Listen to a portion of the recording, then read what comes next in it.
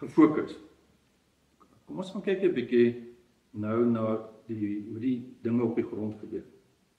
Hoe hierdie seremoniële godsdiens in die eredienste, in vergaderings, in die kerke, in byeenkomste begin voete kry en werk soos wat ons nou 'n bietjie dit na in die woord van die Here gekyk het.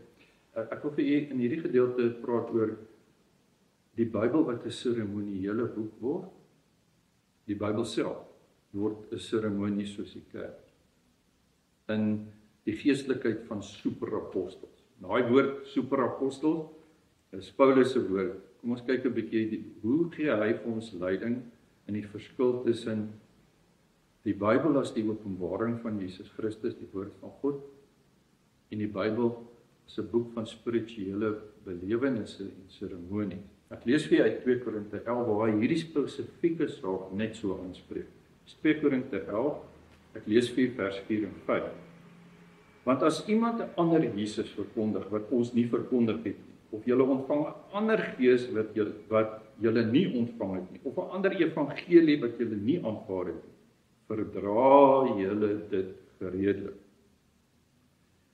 Ek reken inderdaad dat ek in geen opsig terugstaan by die sogenaamde superapostels.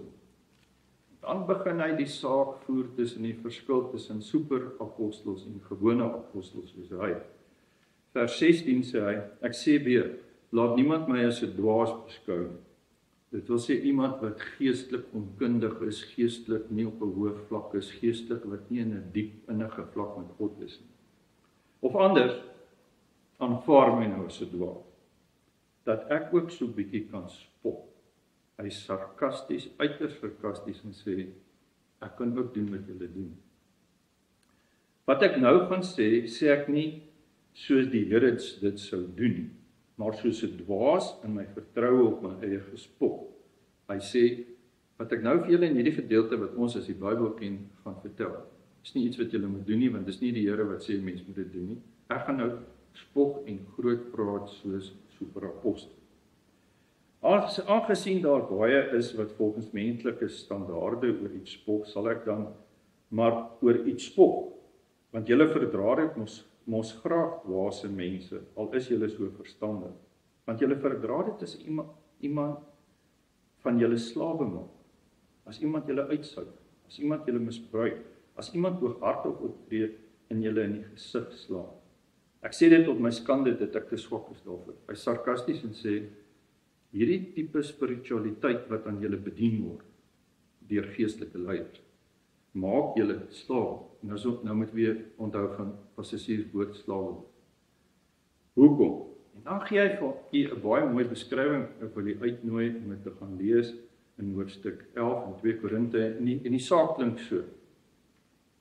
Paulus se sarkasme se bedoeling werk so. Hy sê, ek het vir julle Jesus Christus verkondig.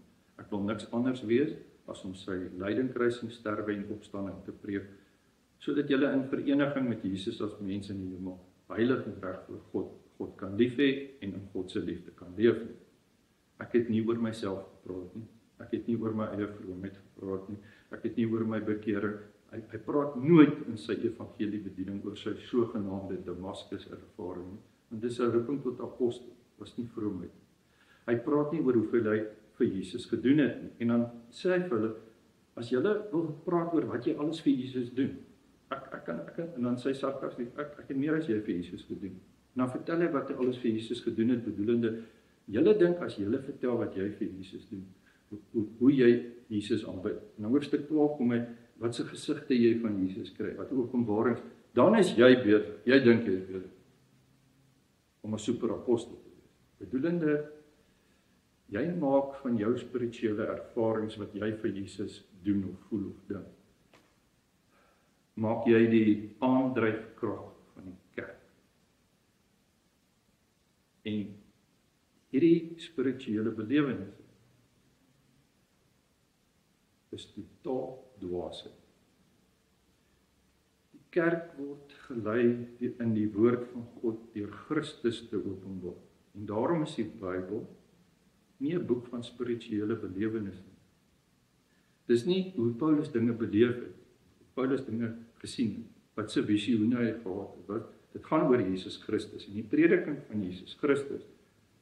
In die prediking van Jesus Christus, hoor jy die woord van God, ken jy die woord van God, en volgens Petrus, leef jy in die teenwoordigheid van die lewende Jesus Christus.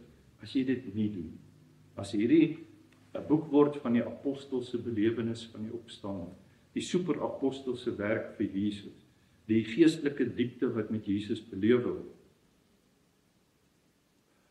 dan word dit 'n seremoniële boek. Ek wil vir jou 'n voorbeeld gee wat met 'n algemene sinode gebeur het, en hulle het so gemaak.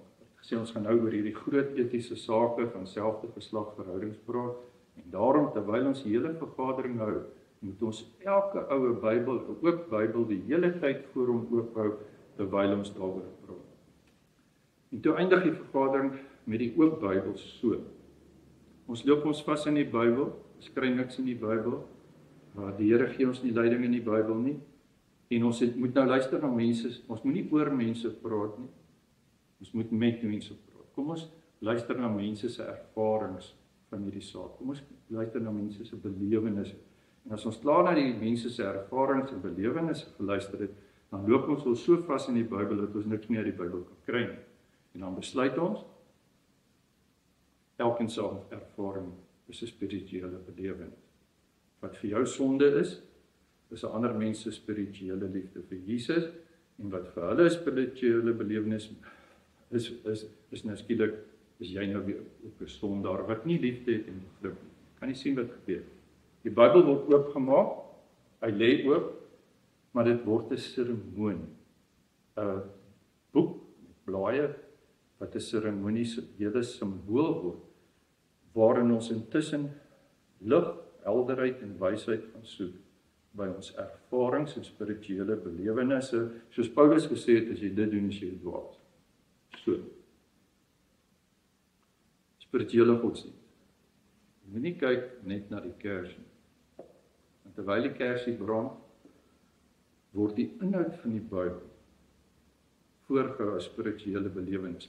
Jy kyk na die mentorverhouding tussen Paulus en Timoteus, en jy kyk na die mentorskap tussen Naomi en Ruth, en jy kyk na die geestelike wille, alles word net belewennisse, ervarings, en die openbaring van God en Jesus Christus word, soos met die foto voorbeeld, verdryf.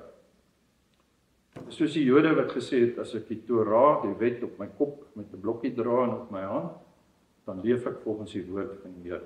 Ons het nou by 'n plek gekom in die kerk, waar die oop Bybel 'n seremonie is. Mens sien dit deesdae in die bevestiging van dominee, is dat daar's nou so 'n seremonie, behalwe al die olies en asemwater en goedjies wat hulle gebruik, dat jy moet die Bybel vat, dan sit jy die Bybel op die kansel.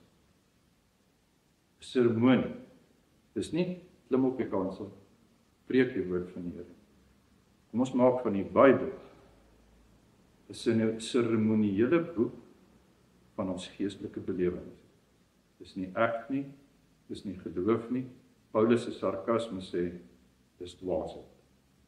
Ons moet dit stop. Baie dankie.